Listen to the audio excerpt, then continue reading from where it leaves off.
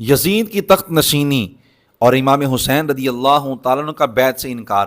رمضان المبارک 40 ہجری میں سیدنا علی کرم اللہ وجہہ کی شہادت ہوئی تو آپ کے شہزادے سیدنا امام حسن مجتبی رضی اللہ تعالیٰ عنہ خلیفہ بنے۔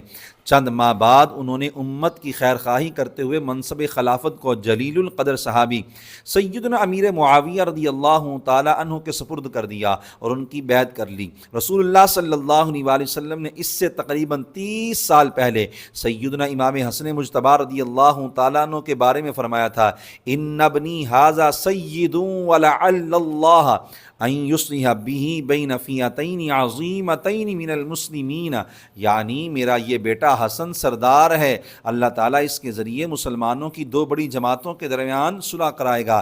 چنانچہ شہزادہ والا شان کی بیعت سے خلیفہ بننے کے بعد سیدنا امیر معاویہ رضی اللہ تعالیٰ عنہ 20 سال تک پوری ریاست اسلامیہ کے سربراہ رہے اور بہترین طریقے سے نظام سلطنت چلاتے رہے۔ سیدنا امیر معاویہ رضی اللہ تعالیٰ عنہ کے دور خلافت میں آپ کے بیٹے یزید کو ولی عہد مقرر کر دیا گیا تھا۔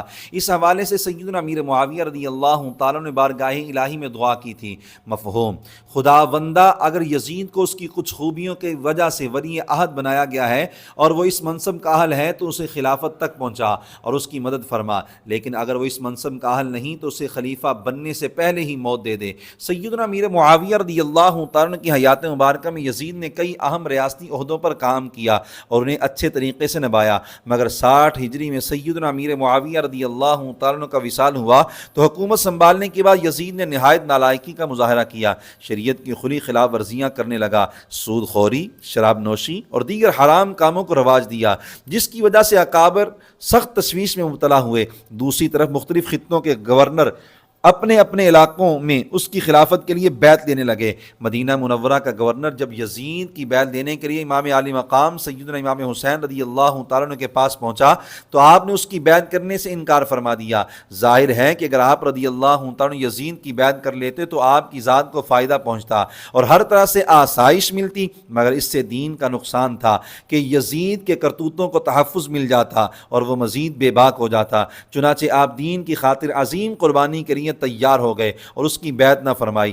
بیعت سے انکار کے بعد یزیدیوں کے شر سے بچنے کے لیے آپ نے مدینہ منورہ سے کوچ کرنے کا فیصلہ کیا۔ چنانچہ شعبان المعظم 60 ہجری کی چوتھی رات کو نانا جان صلی اللہ علیہ وسلم کو آخری سلام عرض کرنے کے بعد مکہ مکرمہ کی طرف روانہ ہو گئے۔ سفر مکہ کا ایک حسین واقعہ: جب آپ مدینہ منورہ سے کوچ کر کے مکہ مکرمہ کی طرف نکلے تو راستے میں حضرت عبداللہ بن مطیع رحمۃ اللہ علیہ سے ملاقات ہوئی۔ وہ اپنی زمین میں کنواں کھود رہے تھے۔ انہوں نے پوچھا، اینا فداک ابی و امی، میرے ماں باپ آپ پر قربان کہاں تشریف لے جا رہے ہیں؟ آپ نے اپنا ارادہ بتایا۔ پھر انہوں نے عرض کی، میں نے یہ کنواں کھودا ہے مگر پانی بہت کم ہے، آپ دعائے برکت فرما دیجیے۔ فرمایا، اس کے پانی میں سے کچھ لاؤ۔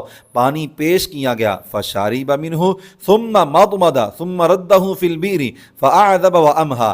امام حسین رضی اللہ تعالیٰ نے کچھ پانی نوش فرمایا، پھر اس پانی سے کلی کر کے اسے کنویں میں ڈال دیا تو اللہ تعالیٰ کی رحمت سے کنویں کا پانی میٹھا بھی ہو گیا اور زیادہ بھی ہو گیا۔ اس حسین واقعے سے معلوم ہوتا ہے کہ جو رحمت الہی سے دوسروں کے لیے یوں پانی کا انتظام کر سکتا ہے، وہ چاہتے تو کربلا میں اپنے لیے بھی کر لیتے۔ اصل بات یہ تھی کہ وہ دنیا والوں کو قضاء الہی پر راضی رہنے کا سلیقہ سکھانا چاہتے تھے۔